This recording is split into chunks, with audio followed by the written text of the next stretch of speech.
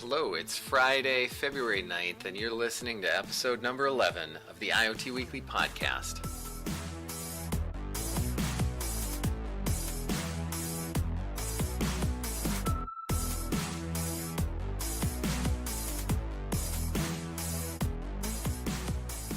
Hello, and welcome to episode number 11 of the IoT Weekly Podcast, brought to you by who else? Gearforge Software. My name's Matthew, and I'm joined by my co-hosts Cliff and Zeineb. How are you doing, guys? What have you been up to? Anything exciting? Go ahead, Zeineb. Oh yeah, I go first now. Yeah, I've been picking up on knitting lately. I feel like it's very calming. I pick up the weirdest habits, but it's really fun. And been trying to figure out Arduino. Nice. That sounds like fun. What are you doing with Arduino? I think we picked out Cliff helped me pick out a project, and we're gonna make a little piano. That's awesome. Yeah, it looks really fun. So it's got just a basic kind of 1 through 10 keypad, and then it uses a piezoelectric buzzer with an Arduino. Nice. And then you set your frequencies. So I think it's going to be a ton of fun. I think that's an awesome project for her. It sounds fantastic. Zeineb, have you done anything like that before? Never. Nice. This is great. This is a wonderful learning experience. Step 1, don't shock yourself. I'll try. Don't send the capacitor shooting through the roof. Right, Cliff? Exactly. I'll have to find out what that means first, and then I'll avoid Maybe that. I'll show you how to do it. That's right. You get a video this time. Yes, exactly. Cliff, what about you? Yeah, I was trying to think back. It's like, where did this week go? So I've been lots and lots of soldering, and I've realized that my eyes are not as young as they used to be. So really, golly, it's just kind of crazy. That Bell project, I'm still working on that. And if you're curious why it's taken me so long, I'm working on it with my daughter. And so I only work on it when she's ready to work on it. So like this week we flashed the drives for the Raspberry Pi, and that was about it. So it's a very, very slow process. So I'm hoping this weekend I can convince her to work on it, but her biggest thing is prom dress shopping. So I see. Yeah. And then I got a little bit of Node.js this week. Always fun playing with that and diving in a little bit more. It's picked up a book from O'Reilly, and I'm reading that and just trying to get more of the layout from a standpoint. I really want to understand more of a deeper dive of Node.js. Did you decide to go with Safari? I did. Yep. Oh, nice. Got this monthly book through them, and picked up. It's kind of cool because there's like, I don't know, 10 different Node.js books. Look through all of them, and I'm like, oh, this one looks good. And I took a look on my bookshelf, and then I looked at home. I mean, half my books are O'Reilly already. That's the funny thing. Yeah. Exactly. Yeah. So what we're talking about here, for those who don't know, O'Reilly actually has a product they call Safari Books, and it is mostly technical books, but it's quite a range. I mean, I think there are 30 or 40,000 titles in there. And basically the way that it works is you sign up for a subscription. They're all online. You can get them on apps or use your web browser. And you just sign in, and depending on what subscription level you have, you've got access to all these books, and you can get a certain number a month, or you can get unlimited. Just depends on what you want to pay. And I've found that it is a pretty great way to get technical books, because a lot of times I want to read, especially when I'm starting something. Yeah. And then I probably am not going to look at it again because I'm going to. Well, and I think the tough part is a lot of times it's like, yeah, I want to know, maybe it's the first section, right? Or there's a certain section that I need to just dive into because that's kind of what's relevant at the time. Yeah, absolutely. I mean, there are a few books that I have paper copies of, and I think it's worth keeping them on my shelf because they're just that good. Yep. I'll go back to them. But most of them, I need it for a certain period of time, and then the next time I would look at it, it's out of date anyway. Exactly. So that's been a great solution. Cool. So what have you been playing with, Matthew? Boy, everything has been Python for me lately. Oh, that's Lots and crazy. lots of Python. Yeah, yep. This time last year it was Node.js. This year it's Python, I guess. It's hard to believe snakes would come this far north. I know, especially in winter, right? I know. You would think they would just want to stay away. So this is less of a what I'm doing comment and more of just an interesting aside. But when I'm trying to do heads down coding, sometimes it's music. I like sort of electronic music with no words. Can't have words. But that's sometimes good for concentration. But sometimes I just want white noise. Are we thinking like Warehouse District, kind of music like that, Matthew? Or Yeah, except a little bit less, I guess. More chill. Okay. But I found sometimes white noise is kind of better. It just depends on where my brain is at the time. And I have been listening to the sound of an Arctic icebreaker. Huh. But I discovered that there's a bunch of white noise, and it is the sound of starship engines from things like Star Trek. And so funny. I have been listening to the Enterprise 1701 A engine noise as my white noise. 12 hours. 12 hours. Yeah. So I just thought that was an interesting aside for all you That's geeks out there. hilarious. Oh my gosh, that's funny. I thought so too. And I think he's putting yeah.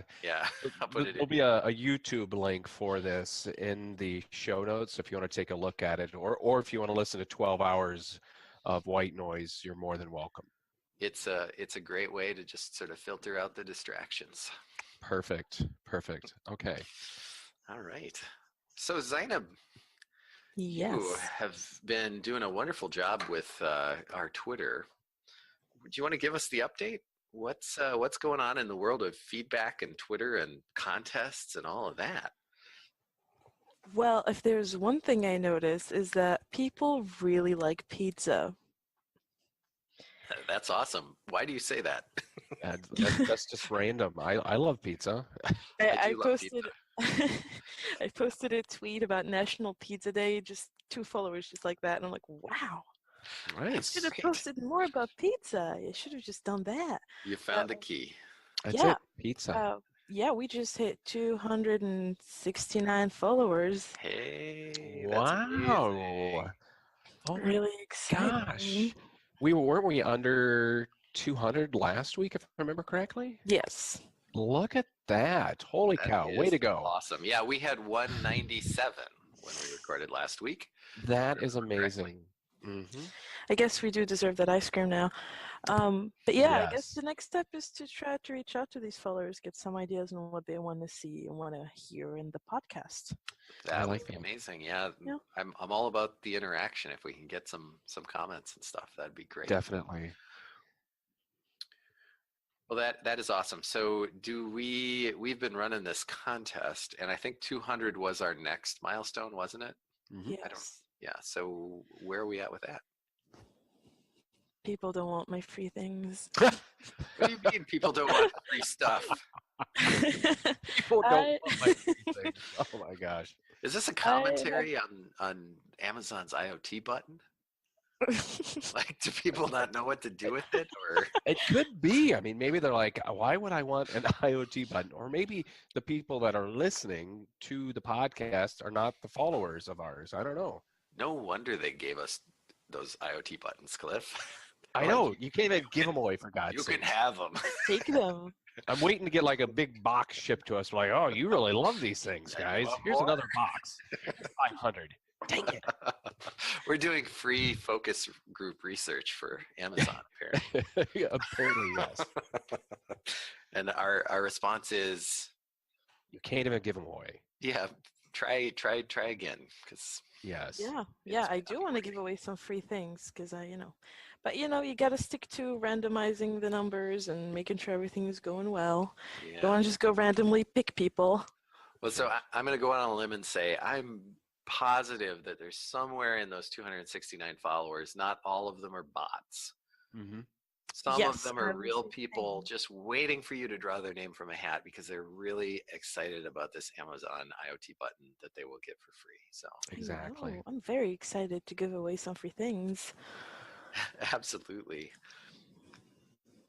We should, Zeineb, you should come up with another, like a new twist on this contest. Like they submit something, like a poem, Oh, there and you go. we'll pick Oh, our favorite on the next episode. That might be Hmm. kind of fun, or something like that. Maybe not a poem, yeah. Do an but IoT love poem. a That's love right. poem. I mean, the It's 14th is right literary. around the Yeah. corner It here, could be right? a haiku. Like it has to be in haiku form. I love that. Make it so it's really good, so I can use that for my wife, if you don't And mind. just I mean, change out the words. yeah. I mean, that's And then really you going to help slip me one out here. time. Slip one time and say IoT instead and see how that works out. Yeah, it'll be like my normal, Valentines. They don't go very well. Do you But usually provide poetry to Heather on Valentine's Day? usually I forget because Oh. I'm not paying attention, and then I'm in hot water. I'm like, oh, that's right. Yesterday was Valentine's. Oh, crap. What did they have at the gas station? Ooh. Never works out great. See, you Ooh. got to go with our no Valentine's Day I know, but trying to policy convince here. people of that is really difficult, I Matthew. like how you say people. Yes. Trying to convince people. No Well, particular person. if just a side here, I know everybody's out there as lover dovers, but if you do want to follow us on Twitter, you can find us at Gearforge IoT. It's my job to help kind of keep us moving along here. And if you'd like to shoot us a message, it can happen at podcast@gearforgesoftware.com. Awesomeness. Yep. For the show sponsor, our show sponsor, of course, is Gearforge Software. Their focus is on and developing the Internet of Things technology and creating custom IoT solutions. It's a wild, wild west out there, and with 2 IoT labs, Gearforge can bring any prototype to life. You can learn more at gearforgesoftware.com. We've also started up on Amazon a list essentially, so you can find the Gearforge list. I'm going to include this in our show notes here, but we're adding in some of the items that we like. So we've got Zeineb's buzzer and keypad and things like that in there, along with some of their other items that we've purchased and used that you might find helpful when you're putting together your next project. So there's quite a few different items in here. So and we'll keep adding to this as we find different products. All right. All right. Awesome. So on to the main part of the show. On to the news. Yes. All right. So Matthew, do you want to explain more about glass holes? Absolutely. you guys remember Google Glass, right? Yep. Yeah. So yeah, so a few years ago, actually, it launched in 2012 in sort of a prototype uh, phase, right? And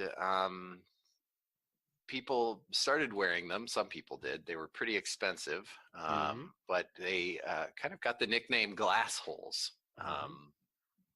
from, I guess, the tech press mostly, probably. But I think the idea there is Google Glass was pretty invasive. First off, it was ugly. It Well, was and kind of creepy too. The idea that you could totally like creepy. go into the bathroom with a camera on your head. Yeah, I mean, it's got a camera. It can be recording. Theoretically, there's a little light, but even so, it's still kind of creepy. Yeah. Somebody could be recording your conversations. Now, technically, you could do all of this with a phone, but there's something so much creepier about it's just this pair of glasses. Plus, they look kind of weird.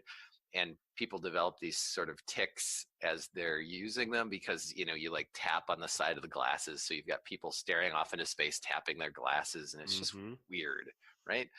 Now, Yeah. it's interesting. Google has sort of relaunched the next generation of Google Glass, but it's not consumer focused at all. That's 100% commercial, isn't it? Yeah, they're really focused on like industry with this. And I Sure. think that is a case where, of all the things I've ever heard or read, where Google Glass kind of makes sense. Like the camera, if you are trying to, you're doing some work, fine work with your hands, having a camera on that can record what's going on might be helpful. If you had, it just seems like I can see some practical application in that kind of setting, right? But for day to day, it seems just creepy and weird. So basically, this story, which comes to us from Malik Murison from internetofbusiness.com, is talking about Intel's answer to this sort of Google Glass, so smart Oh, glasses, really? right? Intel? Yeah, Huh. Intel. And what's interesting here is, a lot of times with these technologies, somebody does one, like there's Google Glass, and then there are a bunch of Google Glass copycats. And in this case, Exactly. Intel said they're just going to take this in a different direction and try to define sort of smart glasses as a viable technology, but as something completely other, like a totally different direction than what Google Sure. did. Yeah. So So I think, what they end up doing? well, basically, so this, the Intel's, it's called Vaunt glasses, Okay. and it does not take pictures, doesn't talk to you, it doesn't light up your face. Instead, it just gives you kind of a heads-up display, really subtly, in one of the lenses along the side. And so I think it's mainly like the idea here is to just give you sort of unobtrusive notifications, right?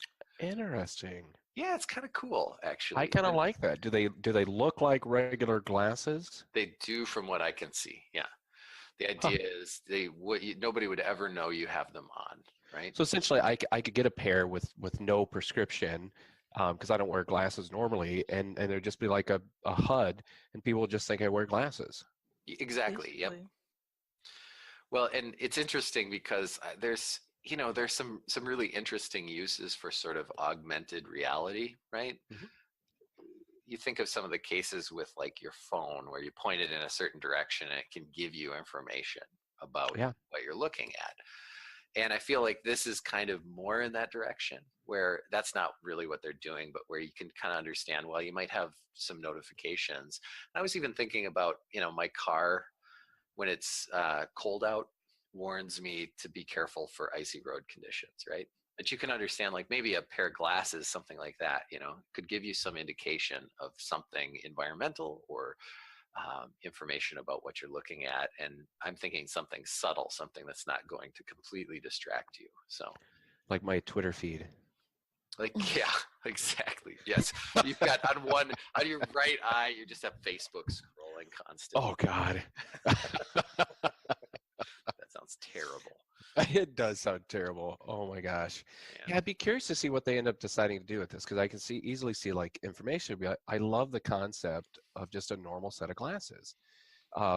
Did you say there was a camera built into this? Nope, Oh, no camera. so they're None of not that. the creep factor's gone. Creep factor's Oh, gone. One of the interesting things about this also is one of the big problems with Google Glass is the battery life was really short. It's horrible. It's like a half hour. Yeah, it was like you couldn't even get a day. No, it was absolutely terrible. And I can understand something like this would probably be the battery life would be just much better. So, Hmm. Yeah, and if you were going to especially if say, it's only like a HUD and it's just some basic text that's being shown on the lens. yeah, exactly, yeah, a lot less just battery Yep. drain. Yeah, I like these better for some reason. Well, yeah, and I'm super interested to see if this takes off. I mean, that could be an indicator that there is a market for something like this. It's just Google went too far. You know what I mean? Yep, yeah. exactly. I think they just went for the futuristic approach, like, hey, looking really cool, looking unique, but eventually they're gonna have to, what Intel did is learn from this and listen a little better to your customers and not just get so carried away with your fantasies of that kind of world. Hmm. Yeah. And Intel did that beautifully. And I mean, I feel like if they could add more, then they would probably add like a set of simple directions or something like that. Mm, Um, sure. yeah, it's not about replacing your phone or your wearables, but more like complementing Yeah. things that you already have. Hmm. Yeah, I mean, like I've got my iWatch, and I think the best thing I love about this thing, besides being able to cancel calls, is the weather. Uh, because I'm always worried about the weather, and I can at a simple glance I can check on the weather, and it's right there, and and then I don't have to worry about it. And then the nice thing is I just don't take my phone everywhere now. I leave the phone, and I can carry my watch around the house with me, so I don't have to worry about the phone, and it's not always in my hand. That So really is convenient. It's interesting though. I like do not enjoy notifications. I pretty much turn them off as sure. much as I possibly can because I find them super distracting. Hmm. Um, and so it's interesting because I'm sort of in the same boat. It's like I need a certain amount of connectivity, but I also don't like notifications. So I'm not sure how well I would like something like this. I don't know. I think it's one of those you just need to once they come out, give it a whirl. I'm always the version 2 type guy though. I agree with that. Yeah. Yeah, I wouldn't want version 1, probably. No. No. Nope. It's just when you're a big fan. Yes. All right. So what do we got up next? We have Project Things. Project Things. Really Yeah. Didn't exciting. we talk about Project Things before, or is this a different thing? Oh, I don't know if we did. Okay. Did we? I don't know. It feels like I there's don't lots think of so. things. There are I mean, so many honestly. things. There's a whole internet of them. Oh, golly, you're right. At least that's what I've heard. Oh, so what do we, Zeineb, do you want to take this one? Sure, I'll take it to the best of my ability. Go right That's ahead. all we ask. Yep. Okay, so Mozilla, wonderful, wonderful company. They announced last year that they're going to work to create this open framework for connecting all of your devices to the web. And they kicked it off a few days ago. Oh. And what the point is now, instead of having all these companies just building their own platforms and having them disconnected, Mm-hmm. a consumer or any kind of customer, let's just say customer, does not have to kind of make the choice of I can only have this or that. Now they can have a common platform, and a user can make a much better choice or have both. So that's very exciting. Interesting. They're trying to decentralize this whole thing because you just don't want it to be a giant tech company taking over everything. Yeah, Mozilla is an interesting, well, I don't think company is the right word. They're a nonprofit organization, That's kind of but it crazy. sprung out of whatever Netscape, right? Mm-hmm. And best known for the Firefox browser, creator of the Firefox Yep. browser. And, sort of champions of open source. Um, and a lot of these sort of open initiatives, like they're always pushing for open web standards, they're pushing for privacy, and sort of open source on the web. I think history seems to indicate that that is the right position, right? If you think about where things were 20 years ago, things were proprietary across the board. Mm-hmm. And you think about where things are today, things are driven almost universally by the rise of open source software, Yep. even Microsoft, you know? Yeah. And so it's really interesting to see Mozilla doing something like this. They've got a ton of funding, and they've got that sort of that open perspective. And I have a feeling that if they kind of stick with this could be a really disruptive thing. This could be one of the unifiers that we're always talking about. Will eventually emerge. Yep. And I think that's something we've been looking for, right, Matthew? Because we've been concerned about this for a while now. That realistically, you've got these isolated pockets, kind of go it alone type companies, and we're kind of looking for someone that's going to be bridging that gap. So I'm really curious about this platform. So, and I think you said you took a look at it already. I did, yeah. I mean, it looks pretty exciting. It looks like it's really consumer facing at this point, less business. But what's exciting about all of this is not a proprietary platform, it's open source. And so, if it proves useful, even if it doesn't, if it's has some problems and flaws, Mhm. interested parties can take it and build upon it. You know what I mean? Yeah, yeah. And I think that's huge. That's going to be a huge improvement. So And I think you um, mentioned that's it's built essentially like the example is built to use Raspberry Pi. Is that right? yeah, so the gateway itself is, they say you can run it on all sorts of things, but for the um, best experience, as they put it, you should try using a Raspberry Pi. So That's cool. I know it's really great. That is very cool. I love that. I think that's a great idea. I mean, most folks from a hobbyist standpoint are leveraging essentially Raspberry Pi or Arduino, but I think the Raspberry Pi is a great one, and it looks like you can even kind of control some of the Zigbee type items or protocols using, it looks like, with just some USB dongles. So That's what that's what the walkthrough has. yeah, yeah. So really slick, and it looks like it's really going to kind of take it to the next scenario as far as doing this. But the walkthrough looks pretty straightforward from my standpoint. Yeah, I'll be pretty interested to see more about this. Again, Yeah. it's sort of consumer facing at this point. Hmm. But again, I think we're people are just trying to figure out what direction this is going to go, and if it's useful, it could have maybe further reaching implications, I guess. And just considering how useful, if it gets out there, how useful it would be to smaller businesses, and how much cheaper it just makes the cost of um, trying to get involved with IoT, because you now have like a standardized platform, standardized language, and you don't have to bother with that anymore. It's great. Hmm. Yeah. Well, this is pretty slick. I'm just looking through here. It's got voice commands. You can set up a floor plan. This is kind of crazy. Wow. This is really cool. Huh. All right. This might be a future project. I've got too many projects to take this on right now, but this will be a fun future one. Maybe this will be my next year. I'll do my Christmas lights with this thing. Can we talk about how they're kind of throwing shade at Philip? Um, was that a joke? Because you said shade. Yes. Okay. It is a joke. Philips being light bulbs. The smart light bulb, they're like, this will only like premium prices for something as simple as a smart light bulb. And I'm like, ooh. Hmm.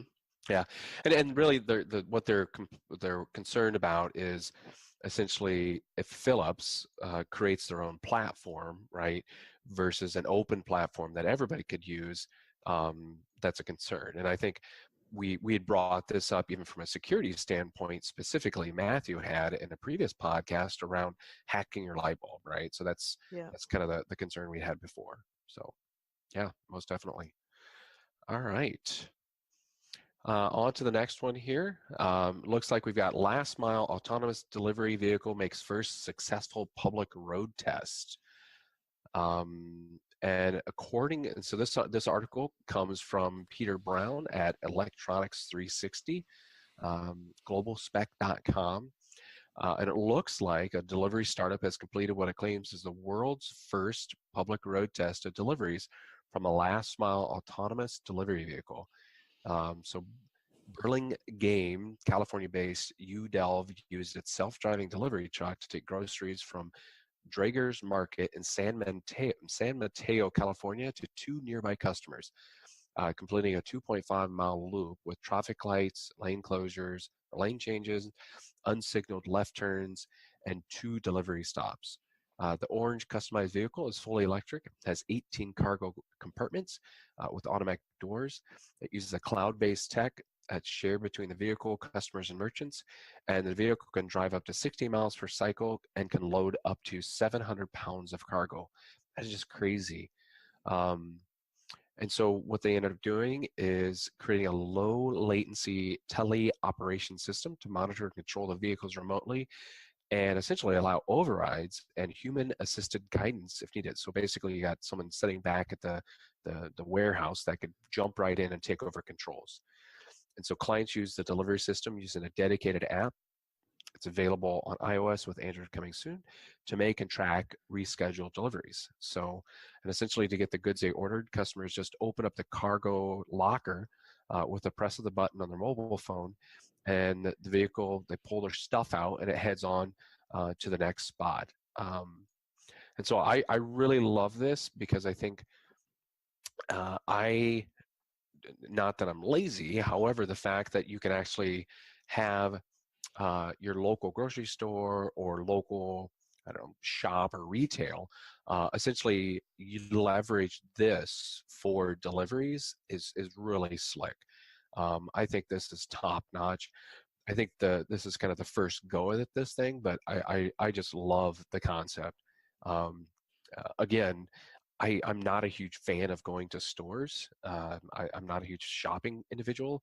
So the concept of having something like this roll up in front of me and be able to just pop it out, I love it. I don't know. Matthew or Zeineb, thoughts on this one? Ooh, yes. First, when I first read this, I thought of, I don't know if you guys have seen the concept, the product concept of the bee car. Mm-mm. Um, so basically, these are like a bunch of little cars that carry up to two adults each. Okay. They're just ideas so far. There's not much like done in real life for it yet. But basically, you have all these cars, and you don't have to drive there anymore. It just kind of drives itself. Mm. And there's so many of them that they synchronize, they swarm like bees.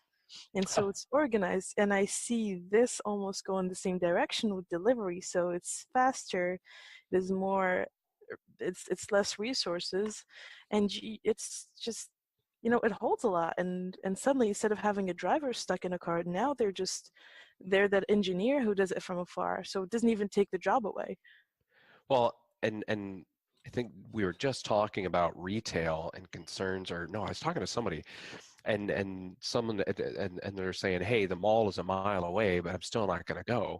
I mean, in this case, you could easily make a purchase at that store and send this thing over, whatever this thing is going to be called. It needs a name, but send this thing over there, have it pick it up, and then deliver it. I mean, it reminds me more of almost like a local Amazon facilitation type scenario where you've cut out Amazon, but it really just delivers from your local retail type scenario. So this could be have a really high possibility from a retail aspect.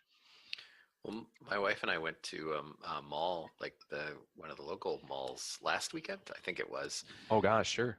and I I think 30% of the store space was empty. Really? Yeah, and my comment was or is it, I mean, I don't remember the last time I went to a mall to Mm-mm. make a purchase. You know what I mean? We'll Yep. go to the Mall of America sometimes just because it's close. It's close to where I live, and it's kind of gigantic, so it's almost more for the walk. Well, and it's Um, got quite a bit of entertainment too. yeah, absolutely. And my son's 11, and he likes it, and that's sort of different. But we don't go there to shop, right? No, And when was the last time I needed something, and the thought that popped into my head was I'm going to go to the mall. Even Sure. clothing, I don't, don't go clothing shopping in the mall.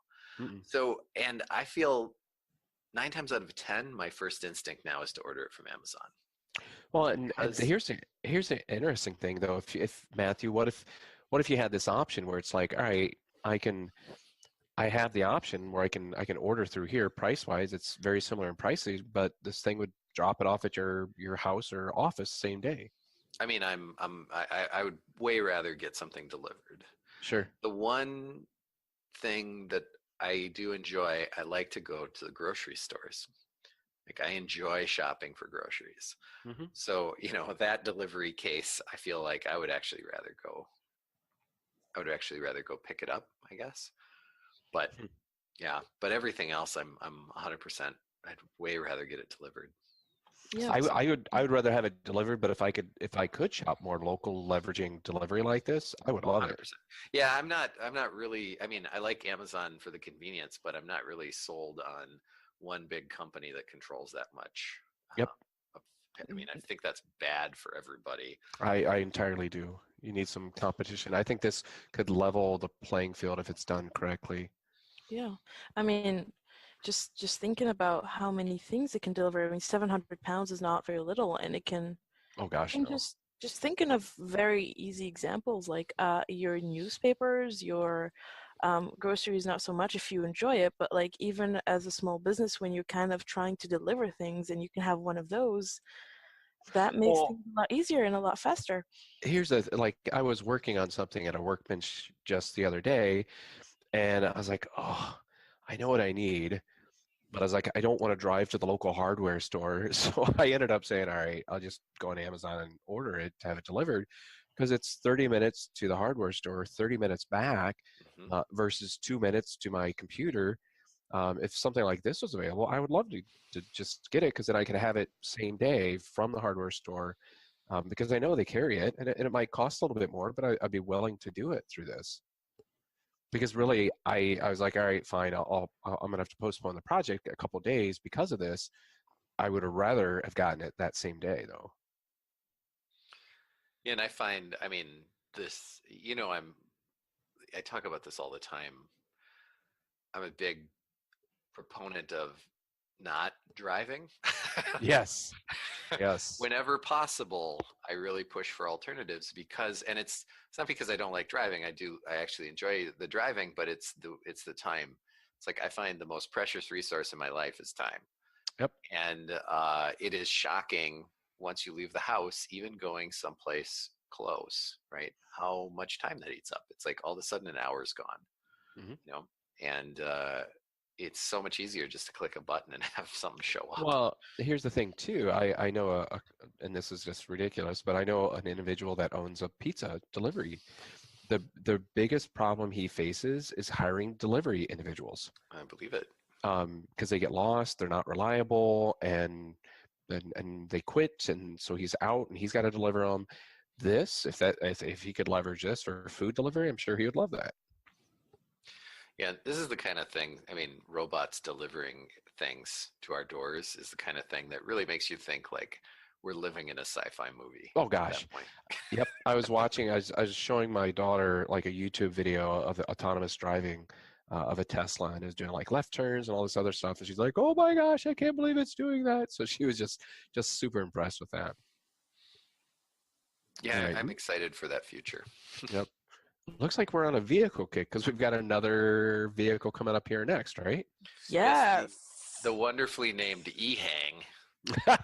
Because that's so much better than e-fall. I know, yes, exactly. All right. Do you want to take this one, Zeineb? Sure.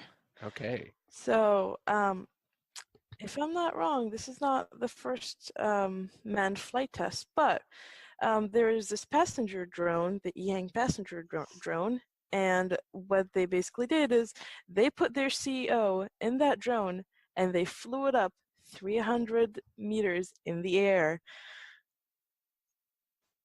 just like that, and it's crazy. And so to describe to our listeners, it looks very much like what you would picture a drone, like a smaller drone would look like, except it Mhm. is big enough to fit a person in the cab, which looks Yep. very much like a helicopter. Mhm. So Mm-hmm. you've got a picture, they're like four arms sticking off of this thing, this little cab, and each of these arms has two spinning blades of death. Yes. Yes, it does. So it will dice carrots and it will fly you. Yes, so this is honestly, this thing is pretty cool. This will probably be something that will happen. The the fact that you have to walk past these crazy blades to get into this seems to me like it's never going to work in its current state, right? Like that is just not very friendly. Nonetheless, to consider that like they actually got this out and it's really working, and I mean takes up to 230 kilograms. That's like 500 pounds. Holy cow. Yeah. It goes up the air around maybe, well, what is 300 meters in feet? I can't convert. I'm used to the metric system, but it's a lot of feet up there. It's a lot. I'm trying to say it's a lot. So this thing really can travel for how small it is. and you could, I mean, it might not be very consumer friendly in its current state, but move around a little, play with the design a little bit, and now you suddenly have like a solution for moving around.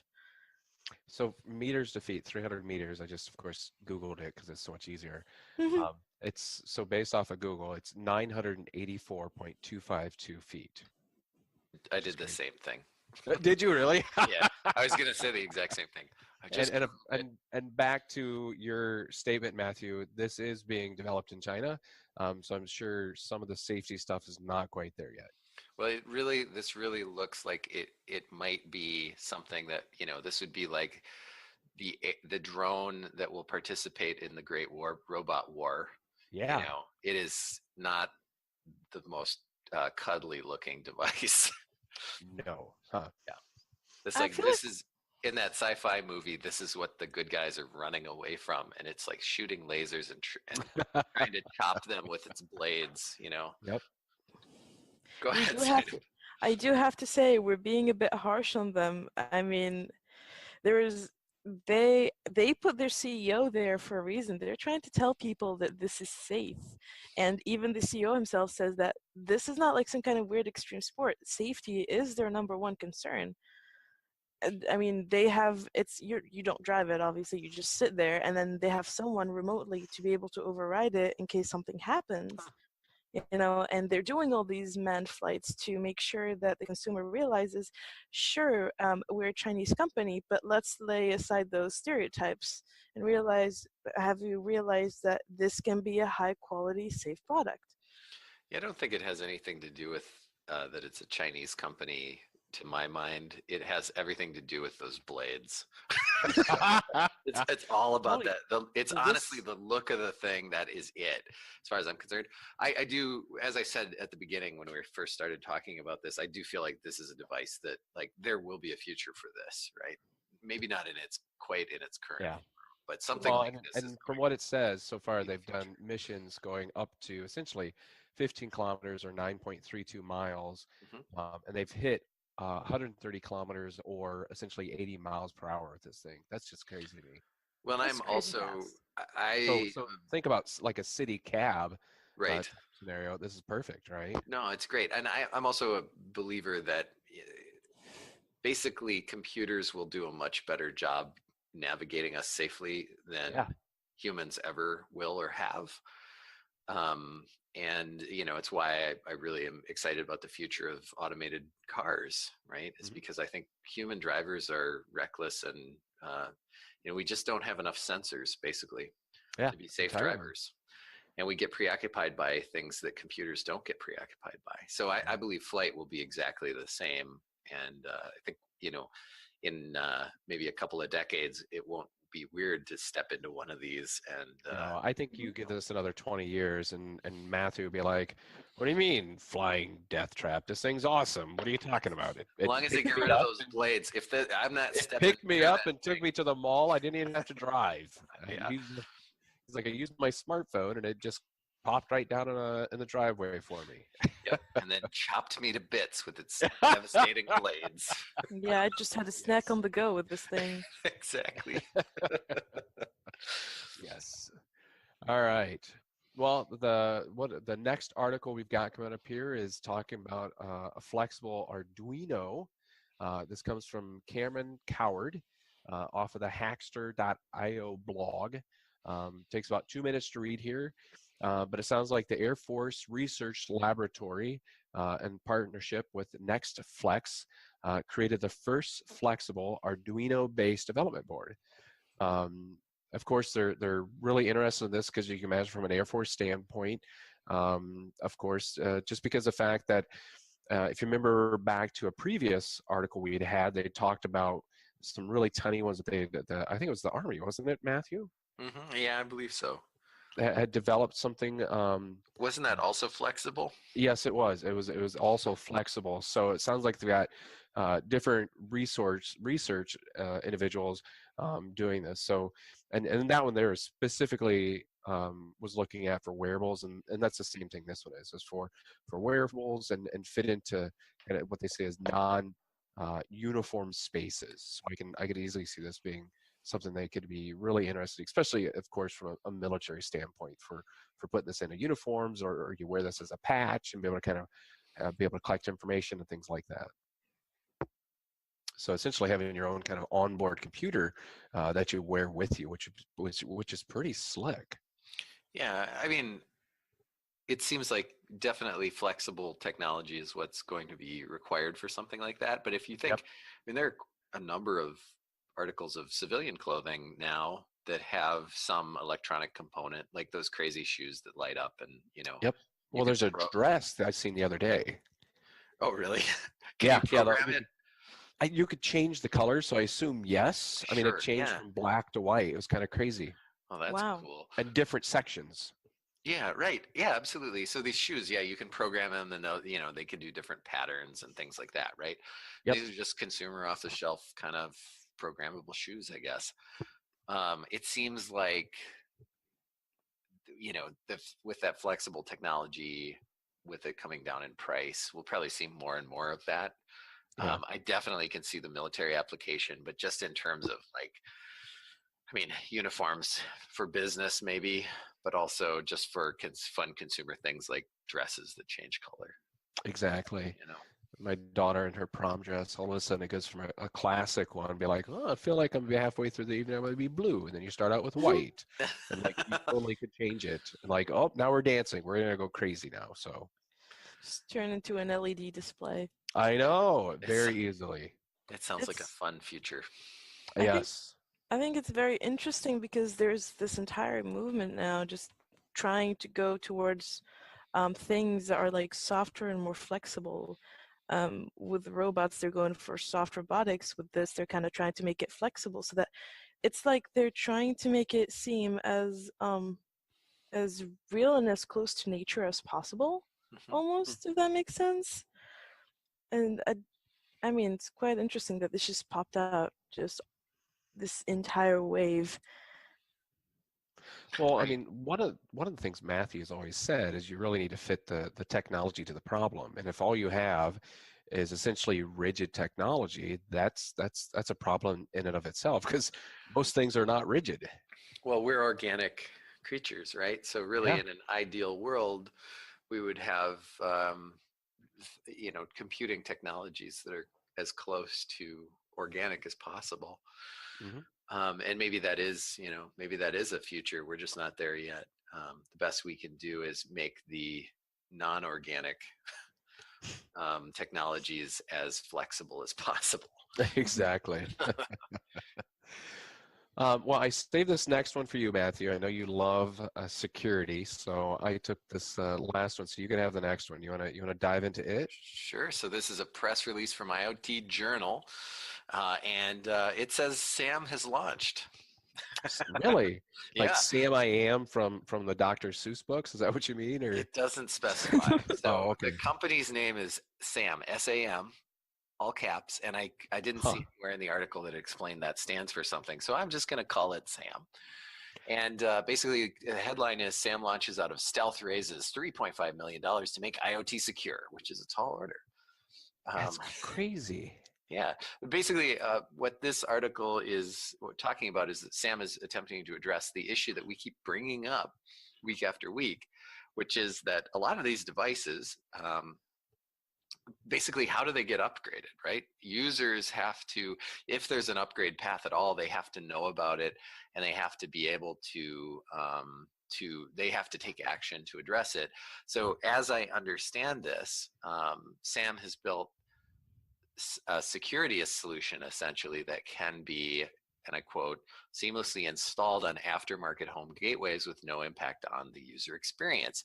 And then they fingerprint and identify devices and basically, I guess, figure out what patches are necessary and apply those patches. Not sure the technical details behind this, how they make that work. But I think so. One of the things we've speculated on this podcast is, there has to be a solution. There are so many of these devices, and there are Yeah. just going to be more, and that what kind of solution is it going to be? Is it going to be legislative? Somebody passes some laws that devices have to, meet certain standards or something, or is there a technical solution? And this seems like this is trying to be a third-party technical solution to that problem. Yeah, I think it's interesting, and I wouldn't be surprised if, this is probably necessary. It's probably a both and scenario. My question is, it still requires somebody to, you still have to take action, right? Yeah. So somebody still has to decide to install this, to run it, to pay for it, so on and so forth. Without it, you're just as insecure as you were before. So it sounds like they tested this while they were in stealth mode. That's just crazy to me. Yeah, they partnered with Israel's largest telecom provider and provided some kind of a cyber protection platform. And that apparently the SAM's technology had been installed on over 200,000 routers. So I wonder if these are routers that the Bazik essentially sends out, maybe the telecom provider. That's what I'm guessing. Yeah, because like you said, it's got to be probably their market, right? I just don't see home users like updating their router, for God's sakes. Not unless it was something that came out of the box with my router. Yeah, exactly. That could be a business plan. Like if they find something that works, they could, their software could integrate with the router's software, right? Mm-hmm. And provide this. But this seems like, yes, this is like they're working with ISPs here. Yeah, definitely. I think that's where you're gonna have to be at, is because otherwise there's no way, like me, I'm gonna go in there and install this thing on my router. I'm not gonna happen. No. It's also interesting. The other question that's in my mind is, I realize this is intended to secure these IoT devices, but now we've got yet another party in here doing what with my data, right? Yeah, this is all pretty sensitive stuff. I was thinking the same thing, and the fact they can do fingerprinting and kind of they have AI, they're going to know a lot about you. They will know all the devices you're running, and they might know quite a bit about what those devices are doing. Well, and if it's installed on your router, they could know your browsing habits. Well, they could it depends on what they what they're watching. Yeah. Absolutely. And if it's a proprietary binary blob, you would have no idea what they're doing. Mm-hmm. Not at all. So it always comes down to some of IoT's biggest problems: privacy and security. Yep. 100% over and over again. I feel like almost every week we're talking about this. I feel like I talk about it every day. But like this is a step in the right direction, I feel like. Yep. So here's what I think is interesting here. I think it is a step in the right direction, Zeineb. I think you're exactly right. But what I would want to see is that same concept, but open source, right? So that everybody involved can see what's going on under the hood. And I feel open source is the best way to know that software is secure.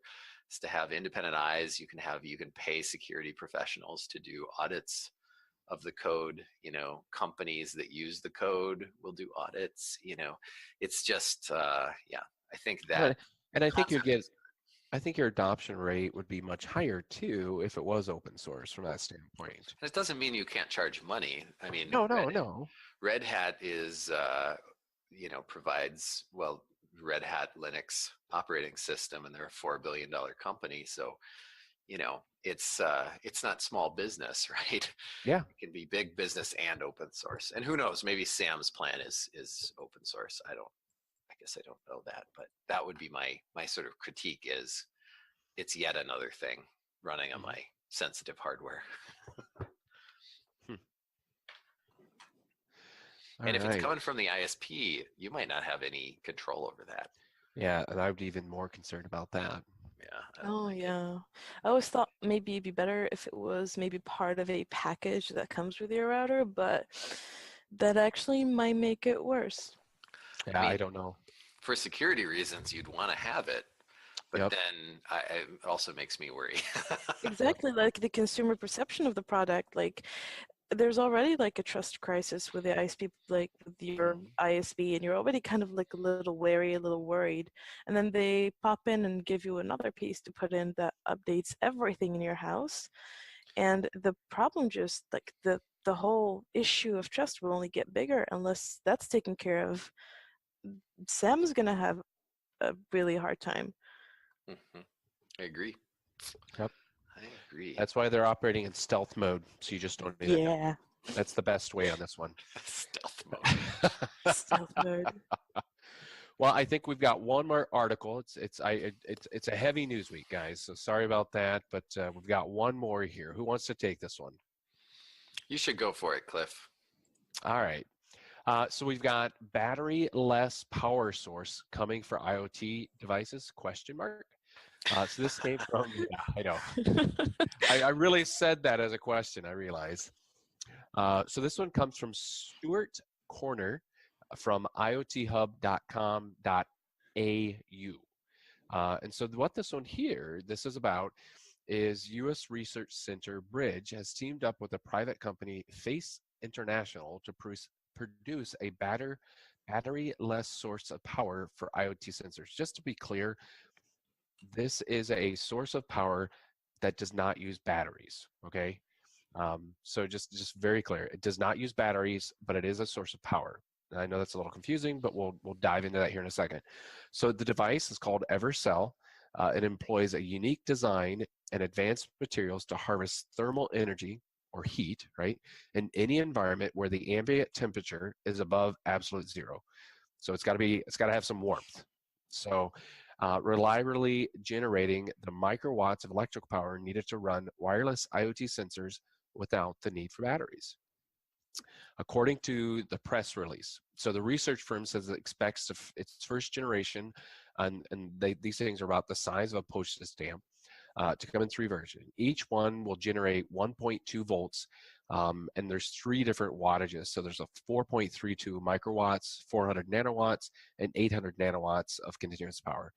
It also said that the output could be increased by using multiple devices. So think of like batteries, where you put those in series or parallel, and you can get the voltages or amperage that you essentially need. So my presumption is it's rather similar with its Evercell.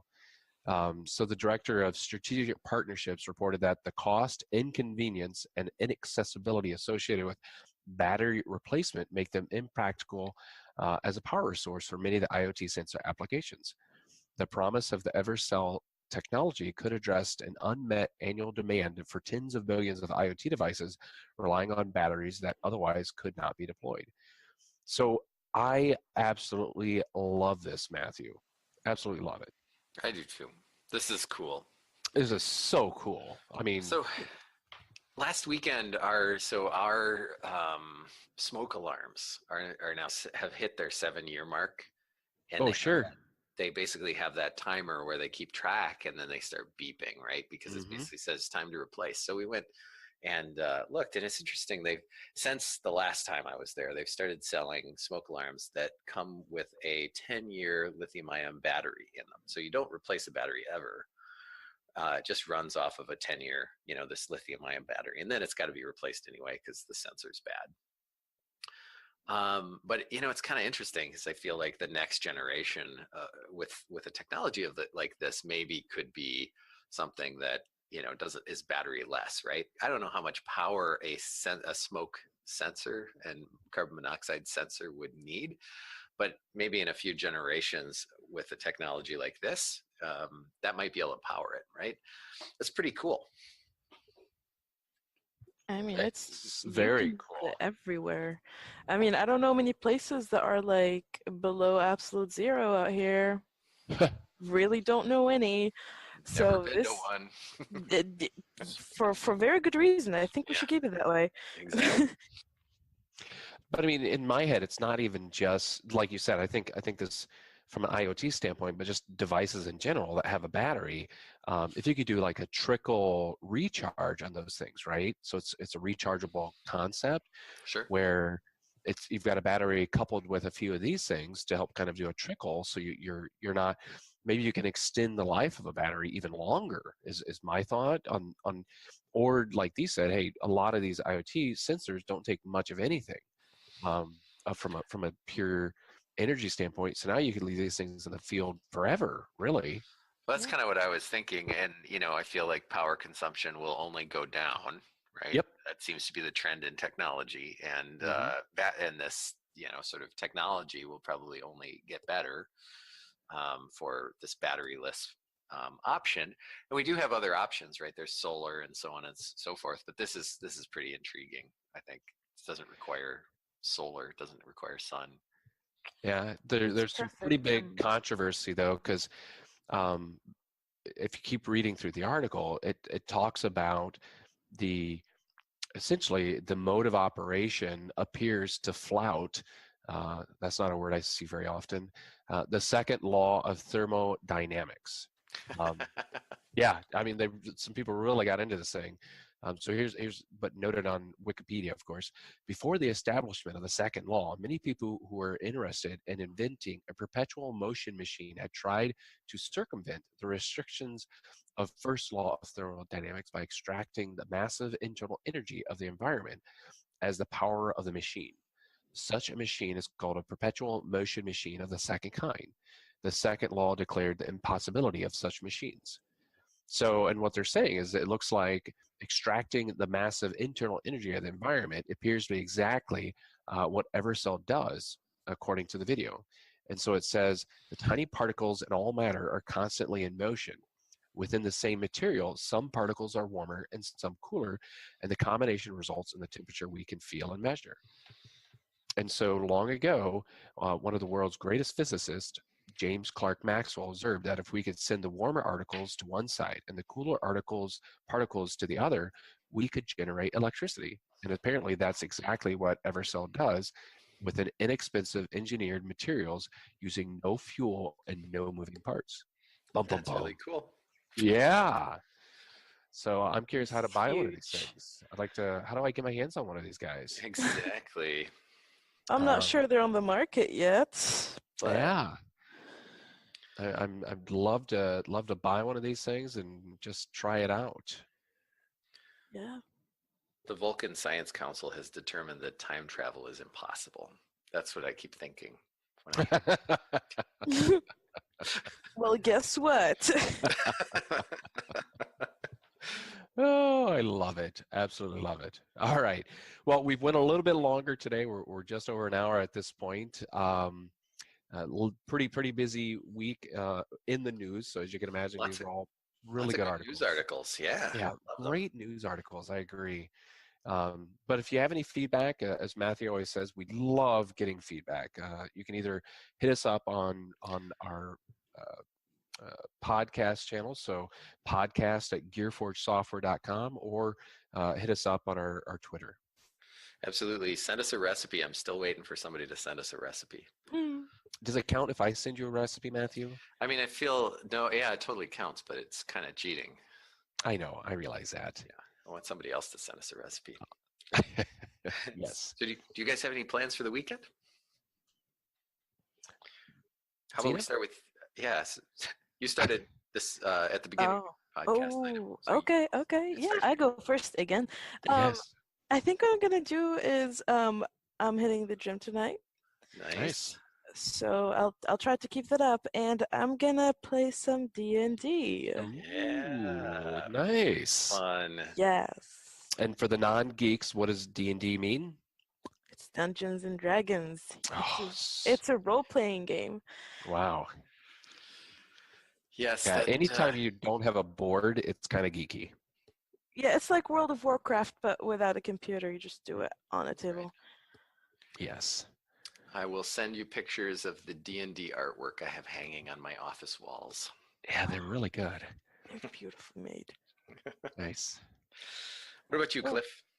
I've got a little bit of work stuff I got to catch up on. So I've got some wires and plugs to connect. So I'll be doing some crimping and wiring for a little bit. I'm hoping I can get my daughter to work on the Bell project a little bit in between dress shopping. So I think they're heading out this evening and maybe tomorrow. I have no idea.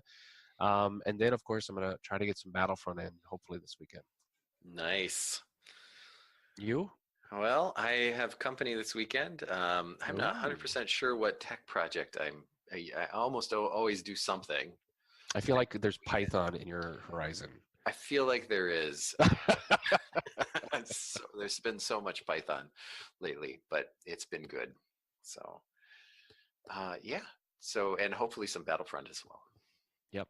As for some of you, Matthew and I do like to play against, or not against each other, but on the same team. And unfortunately, we could not connect up last weekend, so it just didn't work out. Got to make it happen yeah, darn those errands.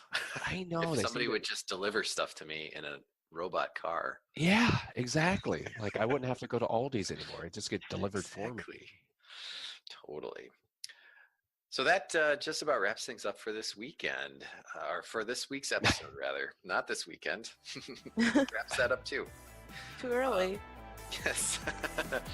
But thank you everybody for listening, and we hope to see you back here for next week's episode. In the meantime, so long and farewell. Goodbye. Goodbye.